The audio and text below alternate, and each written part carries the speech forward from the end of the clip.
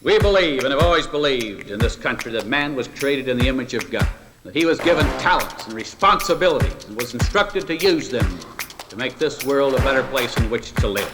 And you see, this is the really great thing of America. It's time to discover what binds us together, and finding it has the power to transform our world. That's what I believe. How about you? Well, hello, everybody, and welcome to Believe. I'm Doug DeVos, and we're thrilled to have you here with us today. Today, we're going to be exploring how people, and in particular professional athletes, express who they are personally, how they talk about their personal views, and how the platform that they have is a very interesting place from which to speak.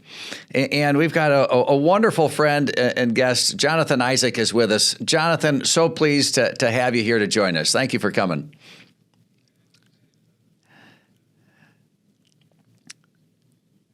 Absolutely. Well, Jonathan, the first thing I have to do is I have to thank Doc for encouraging you to write the book. And then I have to thank you for writing the book, because I really enjoyed reading it. And what we want to explore today is more about who you are. And you did a great job by telling your story in the book. Did you have fun writing it? I don't know if fun is the right word, because it definitely was challenging, and I would say it brought out a side of me that I didn't know was there, maybe a more creative side.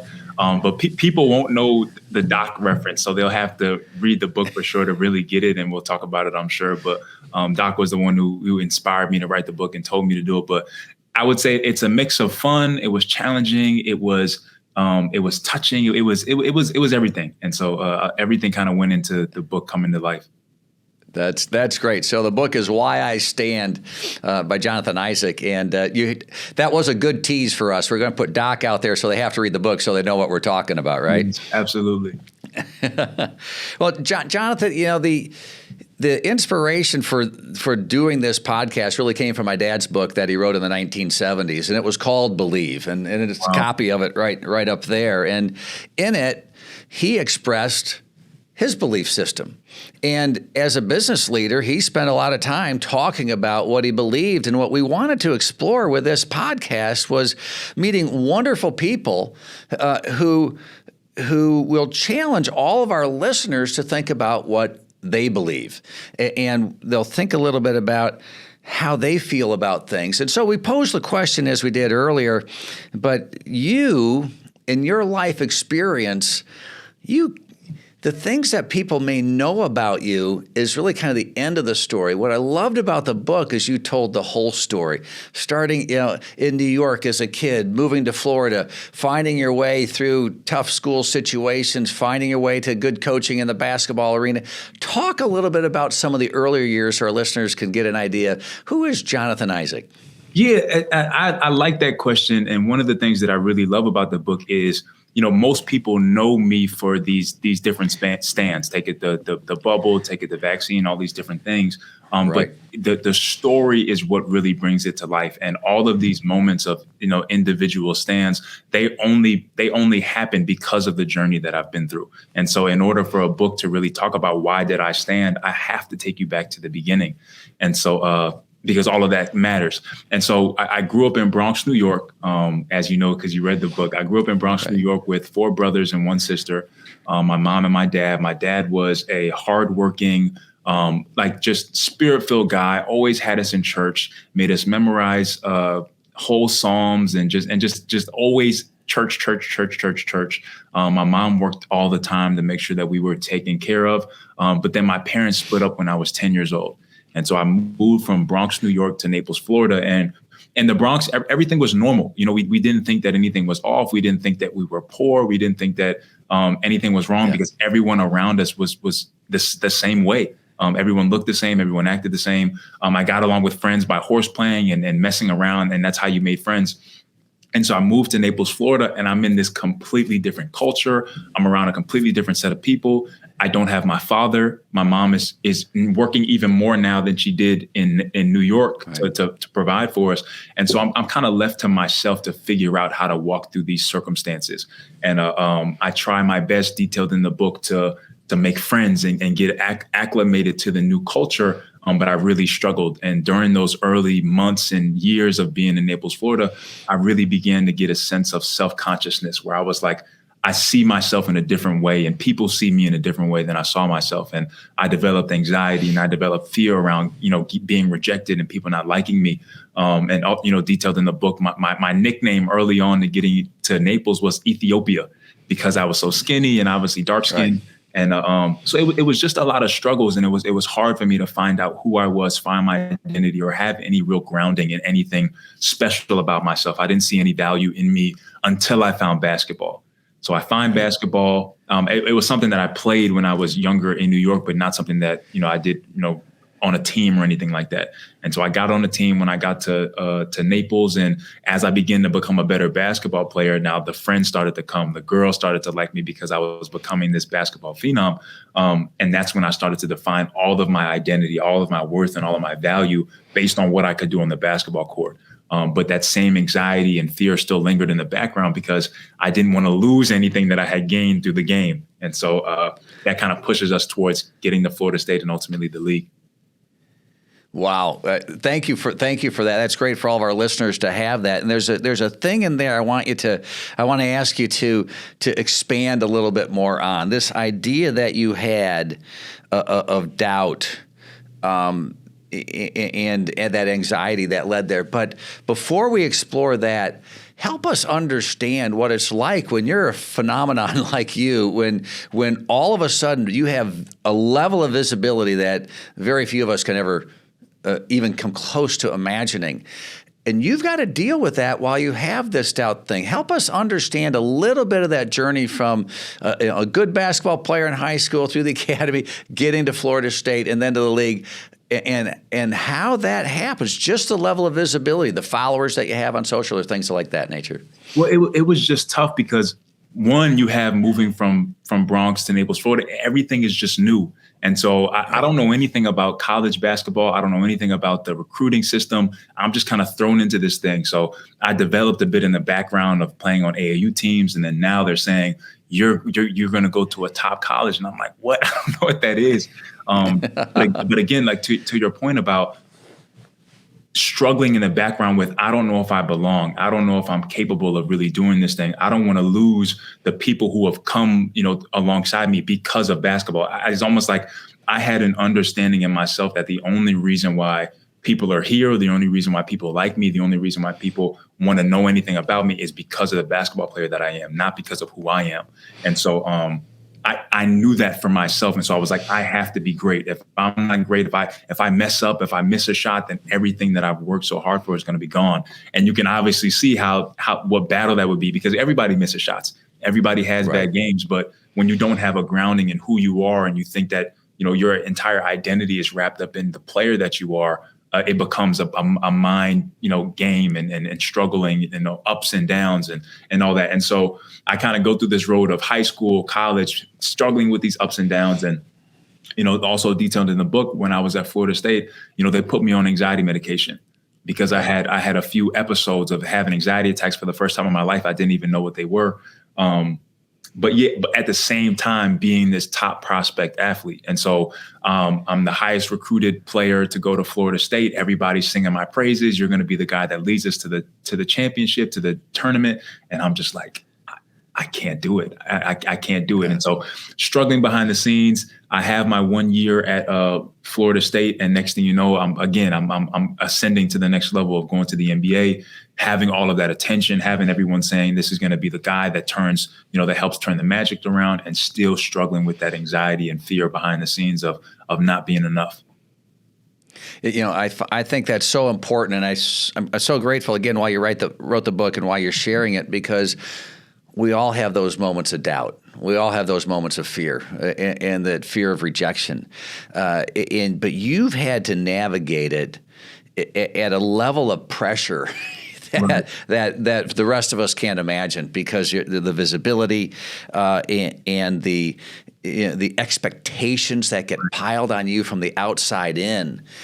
And as you navigated that, you talk about your first coach from Florida State, Coach Gates, that seemed to, I've never met him, but seemed by the way you tell the story, he cared about you.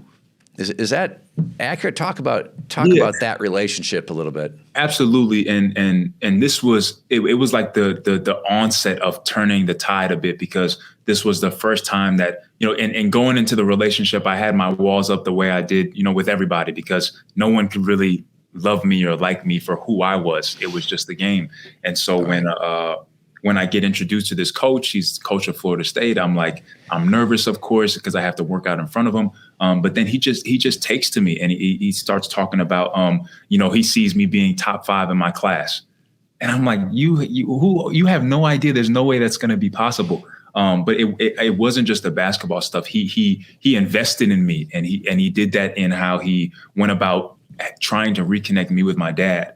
And so behind my back, he sends a letter to my dad introducing himself as my coach. And he asked me about who I wanted to be in the green room with me when I get drafted. Again, something I'm like, what are you talking about? I'm going to get drafted. But he just believed in me when I didn't believe in myself. And he made it not about basketball. He made it about, I want to know who this young kid, Jonathan Isaac, is. I see greatness in him. I see potential in him. And I want to help that come out. And so me and him are still great friends to this day. I'm the godfather to one of his sons. And so, we have a great relationship.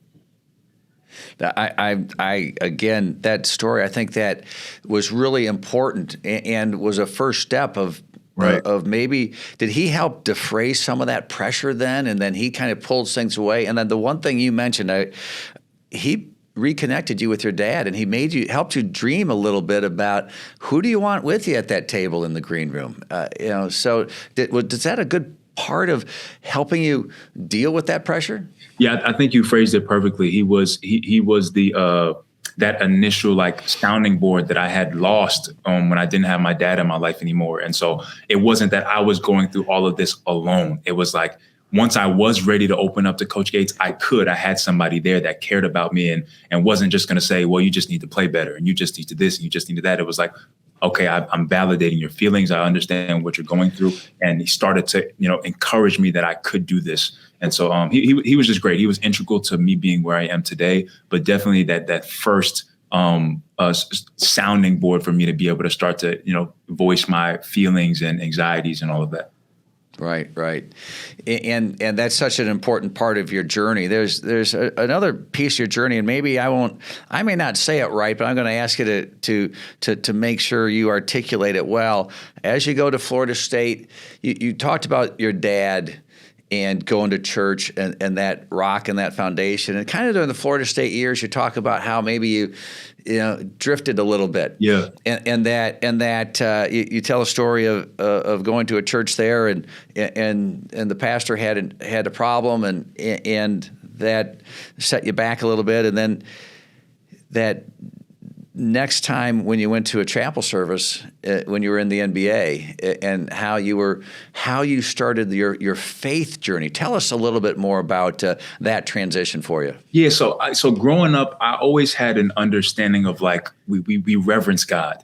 You try your best to do the right thing. My dad was big on integrity and character and doing things honestly in the right way. And there's that story about me getting punished for not doing things the right way. But yeah, I had those seeds instilled in me from a young age. But at the same time, the world is something to contend with as well. I wanted to experience everything that the world had to offer. And so when I had this image in my head of me becoming this basketball player and people singing my praises, it's like, I want to experience what that life is like, what the college life is like, what the NBA life is like. And so I did just that. I went out and I experienced it. And I had that moment at Florida State where because I wasn't mature in my faith at all. Again, I just saw Christ in a relationship with God as something that was traditional, just an understanding to have, but not something where you actually are walking through life with Christ. And so when I experienced that moment at Florida State where the pastor, had that issue and everything came out, I was like, man, I'm done. It was my excuse to kind of just continue to go in the direction that I was going in. But then I get to the Magic and I go to the chapel service and the chaplain quotes Luke 6:46. And he says, why do you call me Lord, Lord, and not do what I say? And I'm like, man, that's me. In times that are tough, I have a couple bad games. I'll pray because I still remember those things. I'll listen to some gospel music until I get back to where I need to be. And then, I'll get rid of all that stuff. And so for some reason that the verse really resonated with me. And I started to say, you know what, if somebody was to ask me if I was a Christian, I would say I was, but I didn't care, at all what Christ had to say about my life or living or anything like that. And so that was the start of me saying, you know what, I want to figure this thing out. I'm going to find out if this Christianity thing is real. And if it's not, then I can just drop the whole Christian label altogether. But if it is, I'm going to go in. And so I started to do all the Christian apologetics and watching videos and Frank Turek and John Lennox and Ravi Zacharias and William Lane Craig, all these different guys. I start pouring over it and learning about these different arguments, the Kalam cosmological argument, the moral argument, all these different stuff. And it kind of got me to the door of like, you know what, God, I can see how God could be actually real, not a story, not a tradition, but actually real. And then once I meet Doc, that's like me, falling over the cliff of faith. And so we can get to that story a little bit as well. Yeah. When you talk about that verse, that's you, but that's me. And that's, I'm sure everyone who's listening, we'd all look at ourselves and go, if we do have faith, wherever people are in their faith journey, and they start to raise those questions, they say, if this is what I say I believe, is this really what I'm doing? And, right. And I think the way you articulated it and the way you use that as an example for not only raising the question, but the work you did to answer the question. You talk about it kind of in passing that, I read this and I did that. That's a lot of work. It was. I was staying up late watching YouTube. I even signed up for a class. So there's an online Bible college, Christian apologetics college called Biola University. And I literally paid the money, signed up for the class, and was listening to these lectures on Christian apologetics. So I really was in. I was like, you know what? And the whole time I'm asking, like, God, like, reveal yourself to me, because again, I had seen things, I had experienced things in being in youth group when I was younger, and I'm like, I know that people say he's real, but I want to know for myself. And so I did go on my little Christian apologetics journey. Well, that's a hugely important aspect, and I again, when you share things, you make me think about it, and I know when you share here in your book, you make your readers think about it, and here on this audience or on this podcast, you help our audience to think about, what do we believe? That's the whole idea of this podcast, was to help people, take a step back, like that question brushed you back a little bit to make you think, what do I believe? But then I hope do some work to establish that, like you've done. Yes, sir. Yes, sir. Yeah. So that's again, we'll continue on the journey. You introduced us to Doc, and this chance meeting, which probably wasn't by chance, but this chance meeting that God had in store for you, and how he, in addition to Coach Gates, how he developed a relationship with you that was so helpful, because he too cared about you and your relationship with Christ. Yes. And so, and there were many more people along the way before that. Ron was huge in believing in me and investing in me. Bora, all these different people who invested in me along with Coach Gates. Yes. But Doc was the first person to really bring it home in terms of pushing me towards a relationship with Christ and helping me to understand what the love of Christ was really like. And so the story with Doc, I'm not going to give it all because it is long and I want you to read the book. So the backstory, I'm in Orlando. I'm living my life. I'm doing my thing. I already had this encounter in chapel service. And so behind the scenes, I'm reading, but I'm still doing my thing. I'm still living my life. And I get injured with the Magic. I hurt my ankle. And so I'm on the sidelines. And I'm on the elevator one day, and this guy stops me and he says, "I can tell you how to be great." And I'm like, what? Okay, tell me. You have to know Jesus. And I'm like, man, I'm a Christian. I know Jesus, but I wasn't living that way. And from that point on, you know the story, my life just gets flipped upside down. And there's this story of just God connecting the dots and ordering footsteps and these random coincidences of meeting him and here all over the place. And I'm like, but what it caused me to do was take a step back and say, like, who is this God? Like this God wants me. Like he wants to be in relationship with me. And I have that moment where I kneel down on the side of my bed for the first time at the apartment that I had been in Orlando, and I'm saying to myself, God, you care about me. You care about me. And for me, that was profound because of the way that I grew up. It was learning about the love of Christ was like me being able to breathe for the first time, where it was like, he loves me not for what I can do on the basketball court, not if I make a shot, if I miss a shot. He loves me for me, and he wants to be in relationship with me for me. And so I was like, man, and Doc was somebody who was able to simulate that to me in the natural by, walking beside me and being there for games when I was crying my eyes out and so upset with myself and angry and going through this realm of anxiety and all that stuff. But he was able to ground me in a peace and a joy about being in relationship with Christ, into where I was able to grow into the man that I am today. Yeah, yeah.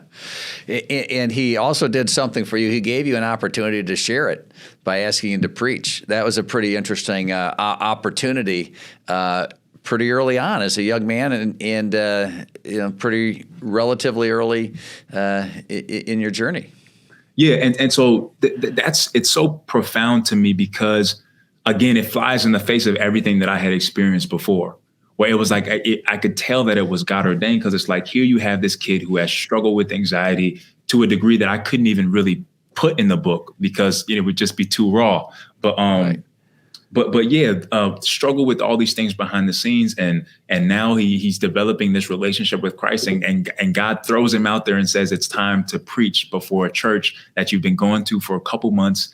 Again, understanding the status that I have as an NBA player, I'm rich. Like, I'm going to go and talk to these congregants about what it is to have a relationship with Christ, and they're older, all these different things. I'm terrified. And then on top of it, he says, you should also pray about inviting your teammates. And that's when I'm like, you have lost your mind. And, but I did it. Yeah. And it was the first moment of me looking fear in the face and saying, I'm not going to let you win. And I was trusting God in that moment to say, I can beat this fear. I can overcome this hurdle because God is with me. And that was the first time of Jonathan, who was so used to taking a step back and being in the background, actually taking a step forward. And it translated in every other place in my life, on the court, with friends, with family, with all these different things. And all of those moments behind the scenes of building courage had led up to the moment of being able to stand in the bubble, because I had those little moments behind the scenes. Right. And those build you up, and they give you these opportunities and give you a chance to grow closer to God and to say, okay, maybe I can't do this, but God, you can do it with me. So you step forward in faith and do it. You mentioned your teammates. Talk about that a little bit. Talk about the relationship as you become more and more of who you are, and you're in an environment now and trying to think through how to express that. Like we asked the main question, how do you use your platform? Right. And it's not just as a basketball player. It would be a business leader or a school teacher or whatever any of our listeners do. We all have things we do in life. And how do we stay who we are, right, even in those environments? So talk about how that relationship with your teammates was after you invited them and as you became stronger and stronger in your faith. Yeah. I would say what I didn't do is go to them and say, you're a bunch of sinners and you need Jesus. but good call. Good call, right. There. Good call, absolutely. But it was tough for me because, one thing for me as an individual, I was, again, so used to wanting to fit in, wanting everybody to like me, not wanting to make anybody, not wanting to step on any eggshells. I wanted to always fit in and be peaceful. And so now I have this revolution in my life where I'm like, you know what? I want God to be first in my life. I want to care about what God thinks. And at the end of the day, let that be the most important thing to me. And so you have these people who I went out to the club with. They saw me drink. They saw me do all these things. And now I'm making a complete 180. And I'm saying to them, well, do you want to come to church and hear me preach? And they're like, what in the world? You heard in the word, don't hear you preach? No. But then it was just about navigating those spaces of like, how do I, as this person who's growing up in this faith, show my faith and live out my faith? And the thing that I tried my best to do is just that, is live it out. I don't have to be a preacher in the locker room. I don't have to be somebody beating anybody over the head with a Bible. I just live my life to the best of my ability by the grace of Christ to glorify him. And so that's what I started to do. I did it on my social media. I did it on the platforms that I have. And what actually started to happen is they grew in respect for me because they saw that it was genuine and that it was real. They saw that I wasn't trying to demean them or talk down to them, that I felt that I was the same that they were. I just come into a relationship with Christ and I obviously want that for them, but I wasn't trying to push it on anybody. And so I just tried my best to walk it out. And I did see that there was a newfound respect that they had for me, that I was willing to go down that road and willing to really believe it. And, even, leading up to the bubble as well. Yeah, and you again, you go through things quickly, but I think they're so profound. When you say, the first thing I didn't say was make a judgment call, express judgment on somebody else. You had changed, but you were expressing love. You still loved your teammates. In fact, one of your teammates invited you to that first chapel service, and teammates supported you, and like you said, they respected you when they saw what you were doing. So you developed a relationship with them that remained strong when they saw how strong you were in it. Is that right? Yeah, for sure. And it continued to grow into where it is today, but it wasn't something that was easy. I had to go through my initial hazing phase of them seeing like, oh, who is this baby Jesus and preaching and all of these different things. And I had to go through that, and I had to, it was pressure. It was tough. It was hard. And to a degree to be a step apart from my teammates, not going to the places that they're going, not, engaging in the conversations that they're engaging in. And so it was difficult. It definitely wasn't something that was easy to do. And that's something that all of us have. We all find ourselves in groups of people, and we want to fit in. We want to be cool. We want to, have everybody like us. And so it's easy to take a step back from our faith. Right. And you serve as a great example for, if you just stay with it, people respect you. It may make the relationship a little bit different, but you can still have a relationship. And absolutely. And I've had several conversations with not just teammates, but people around the league. One of the things that I didn't put in the book is, one of my teammates, one of the ones that were the main person who was calling me baby Jesus and different things early on, was one that came to me and said, you know what, I really need to change my life. And I was able to help walk him through that. And so even when I was receiving it, I wasn't taking it as, these guys are so mean, these guys are so terrible, all these different things, because I understood where they were coming from and seeing what I saw. And I also understood where I was and how, it was love that drew me to Christ. And it was his love that ultimately helped me to say yes. And so I wanted to show that same love. Yeah. Yeah. Well, let's shift a little bit and talk about basketball. Let's go back. So you're this incredible phenomenon. You're stand out at Florida State, number 6 draft pick, you're in the NBA now, but you're still putting pressure on yourself every game. And you have an injury here, and you are starting to develop and improve, but you're still having these kind of ups and downs on the court. Walk us through how tough it is and how disciplined and how hard you have to work through those setbacks. Help us understand a little bit of what that's like, whether it's an ankle injury or whatever it may be. Yeah, it is very difficult. I think the word is just that, it's difficult. Especially as a young guy to, come into the league and then have to take steps back because of injuries and not being, as included with your teammates as you would hope to be. But, the thing that I saw for myself is that the more that I was able to grow off the court, meaning like grow spiritually, the more that I grew on the court. And so when I would come back to play year after year, I got better. And it wasn't just because I was becoming a better basketball player, but I was becoming more confident. I was becoming more courageous. I was becoming more bold. I was trusting God more in the gift that he's given me to play basketball, where I just saw myself in a different light. And it's something that's continued to grow and continued to change. But it just is. The NBA is difficult on its own, and then having to walk through anxiety and fear and all those different things makes it that much harder. But I'm just so grateful that I had the people in my life that I have, Doc, my wife now, my church family, my family, who were able to walk me through the ups and downs of those early years, and still see greatness in me, even when I didn't see it in myself. Yeah, yeah.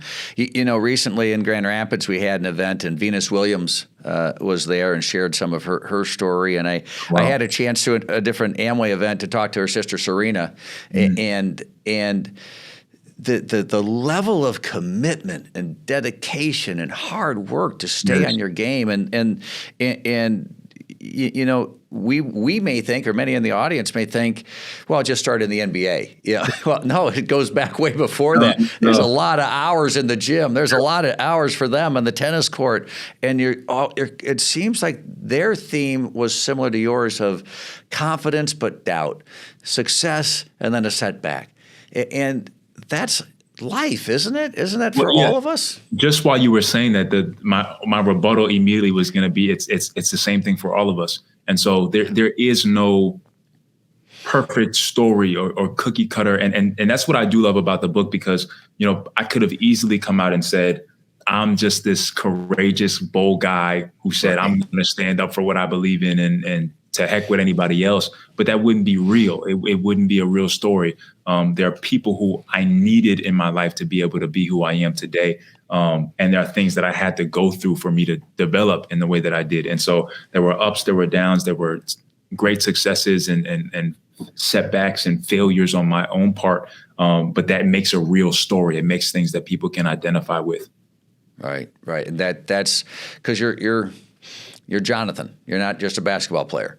Yes. And for all of us, whatever we're doing, we're who God made us to be in the first place, and that's where we start. Let's continue on with basketball, and really, kind of your, the first knee injury. I remember watching the game and just sitting there going, oh no. To watch that, that game when you were injured first, and then your rehab, and then getting back. But that's inside the bubble. Talk us through that period of time with that injury, that time with COVID, and then kind of finding your way into the bubble and saying, "Hey, I can get back on the court." Yeah, so it was just it was just an accident. I stepped on a guy's foot and my knee kind of tweaked a bit. But yeah, it just sucked. It was the turn of the new year. I'm in my third season. I'm having my best season so far.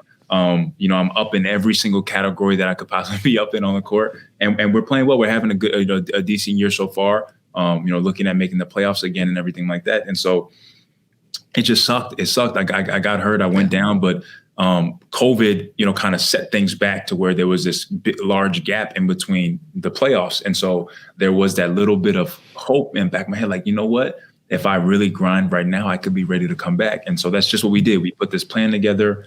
At the end of the day, it was my call if I wanted to go or not. We attacked this thing. We worked really hard, and they say, what do you want to do? And I said, I want to play. And so we make it into the bubble, and, there's the craziness is already, everywhere with COVID and all of the precautions and testing and all of those different things that are going on, the talk of a vaccine coming. And then, we get to the bubble.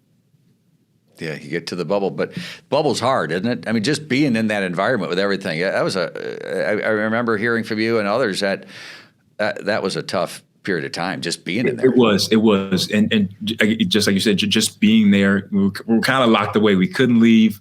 The NBA tried their best to kind of have things on campus to where we could enjoy ourselves as well. But at the end of the day, you were just going back to a kind of, regular hotel room day after day after day. And, I know for a lot of guys that it became, frustrating and monotonous. Yeah.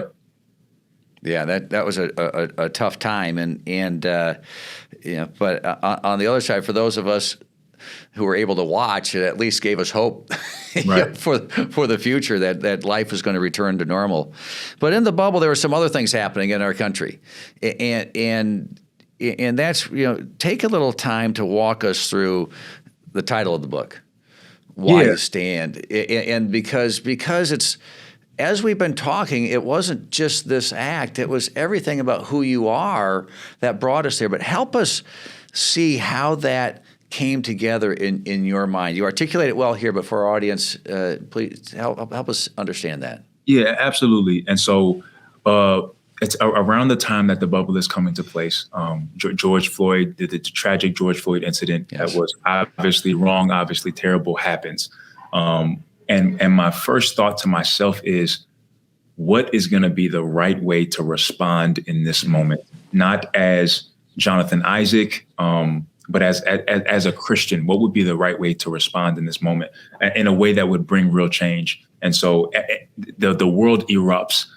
Everyone is upset and angry, and rightfully so. They saw what had happened. And then you obviously get into the politicization of it all, and the craziness of it all, and about sides and who's right and who's wrong. And then we get to the bubble, and we're in the bubble, and there's talk about the players kneeling for the national anthem and wearing a Black Lives Matter T-shirt. And the day before, our game that was going to be played the next day, the day before that, the team and the organization pulls us all together and says, we support you guys in what you want to do. Talk amongst yourselves and figure it out. And so they all leave the room, and it's just the team, and everybody's saying the same thing. We don't have a choice. A team had already kneeled the day before, and it was like, we can't be the only team not to kneel. This is a no-brainer. There's no conversation to be had here. We have to kneel. Partly because of the pressure of the moment, and then just wanting to advocate for what was going on. And so one of my teammates turns to me and says, well, Jonathan, what are you going to do? And I always think it's funny every time I think about it, because I'm like, why did he ask me? But I probably because he knew me. He knew. I said to them, I said, fellas, I'm not going to kneel, and I'm not going to wear that T-shirt. And the room just erupts. Oh my gosh, what are we going to do? It's going to be crazy. But for me, I couldn't, looking at what was going on, I knew that the world needed healing, not more division, not more anger, not more resentment, not more bitterness. It needed healing. And to me, what I've experienced in my life, racism and all of the many things that plague the hearts of men are heart issues. And those things are not going to change by a movement. They're not going to change by an organization, a political party, a president. They're going to change by the gospel, helping us to see each other in the way that we should see each other, and to see God in the way that we should see God. And so I knew that love was going to be the thing that was going to be the answer, because the love goes across aisles. Love loves in spite of wrongdoing and in spite of sin. But again, once you have a moment like that, everybody just retreats to their sides, and everybody's tribal and says, this is what we want. And so I said to myself, I can't think of a better antidote for this moment other than the gospel. And so with as much pressure that there was to, kind of conform to what everybody was doing, I said, I see your solution. I hear your heartfelt desire for equality and all these different things. And your solution is, we're going to kneel for the national anthem and wear this T-shirt. And I'm saying, that's not my solution. I agree with you that Black Lives Matter, absolutely. But I don't agree with this organization. I don't agree with the things that are going on. I want to share my own message. And my own message is that we all fall short of God's glory. We're all in need of his grace. And if any one of us are throwing stones, we're throwing stones from a glass house. And it's going to be loving your neighbor in spite of his sin, in spite of his shortcomings. It doesn't mean that people don't, they don't face the consequences of their actions, but you treat somebody the way that you would want to be treated. And so if I was caught with the many things that I've done was wrong, I would want mercy and I would want grace. And that's exactly the way that God handles me. So I want to handle everybody in that same respect. And one of the things that really got my attention in wanting to do it this way was, right before we went into the bubble, my pastor, Dr. Hepburn, who had become my pastor, was preaching a message on, because the riots were going on at that time. Sure. And the message was on when Jesus was about to be taken away by the Roman guard, and how Peter jumps in to defend him and says, cuts off the guy's ear, and Jesus stops him. He says, if you live by the sword, you will die by the sword. And what that kind of made alive to me was, if we're not willing to reach our hand across the aisle, and Jesus does reach his hand and heals the guy's ear, the guy who's going to get him captured and crucified, we're only going to perpetuate the fight that has been going on forever. People are going to continue to sin. People are going to continue to fight, white, black, all the difference. But it's going to be the people who are willing to say, you know what, I know that was wrong, but I love you. And I'm going to choose to treat you the way that I would want to be treated. And then we'll see real change. And so I said, you know what, that's the message that I want to spread. And the night before, I was on the phone with Doc, and I was like, yo, you don't understand how big this is going to be. I'm going to be a coon. I'm going to be an Uncle Tom. People are going to make this all about the flag, all the different things that could have went about it. I hadn't signed my contract yet, so I was up for a contract extension that summer. People were getting canceled left and right for different things. And I was like, I don't know if that's going to happen to me. But he said to me, you cannot stand for God and God not stand for you. And I said, okay, I'm going to do it. And, the next day I decided to stand, and, the world, the world erupted because of it. But I believed in what I was standing for. And I knew that it wasn't about me. I knew that it wasn't about making me famous or popular. I wanted to, the Bible says that if Jesus be lifted up, he would draw all men to himself. And that was like, man, I just want to lift up what Christ means to me, what Christ has done for the world, forgave us, died for our sins and everything like that, and just promote what a relationship with him is like. Beautifully said, and so important, and the way you phrase it. What's my response? I wrote that down. What's the right way to respond from my perspective? And it's okay for when things happen, having grace for different responses from different people for different reasons. A lot of grace. People, I get it, but you gave a lot of people who were thinking like you some courage to respond similarly. Other people responded in other ways, and that's okay too. Not to cut you off. I just cut me off. You're better than me.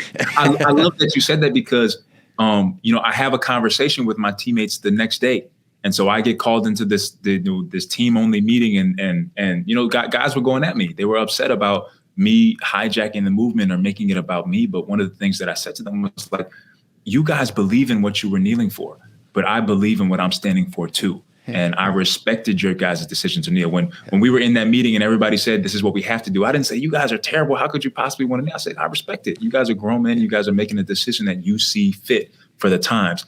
I only ask for that same respect in return. And exactly to your point, there were so many people who were comfortable with shouting this one solution. And then you have these other people who may have thought like me, who were just like, I don't know if I want to say my solution because I know that it's going to be shot down. And there was a hope in my heart that if I was able to come out and say what I needed to say, that it would encourage and inspire the people who do believe like me to say, you know what? I'm going to share my solution too. And I'm going to respect other people's solution. I told those guys, look, I'm not protesting your protest. It wasn't about you guys. It was about you guys are making this movement or this protest because of what you guys believe. And I'm doing the same thing because of what I believe. And so to see people's responses to the book about how encouraged they are and inspired they are to stand, I'm like, yes, it's the stand. And that's the key, because respecting each other and encouraging, if that's what you believe, okay, that's what you believe. Again, the whole idea behind this show, and I spend time in Philadelphia at the National Constitution Center. I'm involved there, and certainly people, as we talk about our country and constitutional issues, have different political views, very strongly held views, but we all find a way to respect each other, right. and if somebody takes a stand, they don't tell me mine is wrong. And if I take a stand, I don't tell somebody else theirs is wrong. We can talk about it. And you demonstrated at such a time, of division, this bridge, if you will, this ability to have the conversation, or somebody say, hey, I feel validated because I kind of feel like that. And others would feel like your teammates in other ways. And that's okay, isn't it? Yeah, absolutely. It's okay to believe what you believe at the end of the day. And I mean, because so many people are okay with believing what they believe. And so to have the courage to stand up for what you believe in, I believe that it's American. I think it's part of what this country was built on. But yeah, people are going to disagree, and it's okay to disagree. But because of just how crazy this world has become, and because everything has become this moral argument that, if you did not kneel and you did not put on that T-shirt, you're immediately racist. You're immediately for the other side, even if you're Black.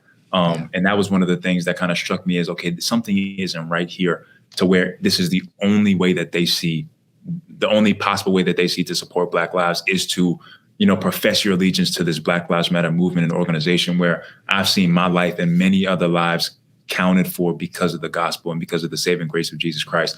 And so I just didn't agree. And I was I was comfortable enough because of these things that I have gone through in the past where I had to stand up and live out, this relationship with Christ, where I'm like, I'm comfortable with saying what I feel and again, doing it in a way that I want to win the other side, and people say, part of it is like, but Jesus loved everybody. And it's like, absolutely, we should absolutely love everybody. But at the same time, Jesus definitely still said the kingdom of God is near, repent. And so it's like the balance between loving everybody, meaning like, do we agree with everything that everybody else is doing? No, I personally disagree with that. I personally disagreed with the way that people were going about that movement. But at the same time, I respected their decision to do so. And in that was able to share what I feel as well. Beautifully said, and very important for all of us as we think of the things we believe, to respect others when they have their beliefs as well. And not that you ever shirk down or that you don't try to convince them or have the conversation or reach out in love to share what you're thinking and to learn what they're thinking. Right. I a lot of times I thought I was right, and guess what? I'm not right that much. When I talk to people and I listen, I go, that's a pretty good argument. Okay, I may or may not accept it, but at least I learned something. I've learned something about something that I didn't know much about, and so I find out I'm wrong a lot. and it's not my wife that's telling me that all the time. It's a few other people too. I was about to say my wife keeps me honest. I'm wrong quite a bit, but Jonathan, just a couple other things here. You've been so gracious with your time. You kind of end the book with your stance again on making a decision about your belief on the whole COVID thing with vaccinations and not, and again, an incredibly controversial thing, and again, without trying to dig in too deep, again, just another example where we're taking your stand, and many others have taken different positions on this thing as well. You do it in a way that respects others, but that garners respect for your position as well. Even though people tried to portray you differently, right, you still stood up strong in that discussion as well. Yes, sir. And people are going to do that regardless of whatever you do. You could lay it out as plainly as you want to, but people are going to take it and run with it in the way that they see fit. But again, the same situation with the vaccine, where it was like, I don't feel that this thing is right for me. And in this moment, I want to stand up for the people who are losing their jobs, the people who are having their religious and medical exemptions denied over COVID. And so, I just decided to do that as well. Then I had the platform to be able to do it because I'm in the NBA, because there was that press conference that kind of went viral. But yeah. Yeah, exactly. And this kind of maybe brings me to some closing thoughts. So you have a record now of standing for what you believe and doing it in a way that's respecting others. And tell us about the future for Jonathan Isaac. How do you see your future? You are building on this. You're recently married, a little less than a year now, if I recall. Yes. That you're married. You're creating a new life for you and your wife, and so happy for you. So tell us what does Jonathan Isaac think about the future? Because your book stops, but you don't. Right. The way that I feel is that. As the world continues to get darker, which it will, standing up for what you believe in is only going to become more necessary, but also only harder to do. And so what I'm hoping is that by the book and by having these conversations is that we can cultivate this inspiration and enthusiasm for people to say, you know what, I'm going to stand up for what I believe in no matter what. And I'm going to do it in love and respect for everybody else's position. But like you said, to garner respect for my position as well. And so I just want to continue to do that. There's been talks about the book being turned into a movie. And so I'm excited about that. It looks like it's going to happen. And so, I may add actor to the list. I don't know. There you go. But yeah, it's like the more that I have leaned into God having a purpose for my life, the bigger that it's gotten in my eyes. And it's to some degree overwhelming about where I could see, him taking me or this thing going. But I just try my best to kind of just walk through it humbly and figure it out as I go along. But again, I have such great people in my life that are mentoring me and guiding me. Dr. Hepburn is still right by my side, my wife, my family, and my church family as well. And so I'm gonna just keep it going. I want to be an advocate for people who have struggled with anxiety, depression, and fear, and let them know that you can defeat those things through a relationship with Christ and really encountering what unconditional love is really like. Yeah. Well, that's wonderful, and you have continued to demonstrate that with your activities in the community, and so many ways. You, by your example, you're an inspiration, but you also are an example that, if I can put the words in your mouth to say, hey, if I can do it, you can do it too. Oh my gosh! Aren't you telling us that?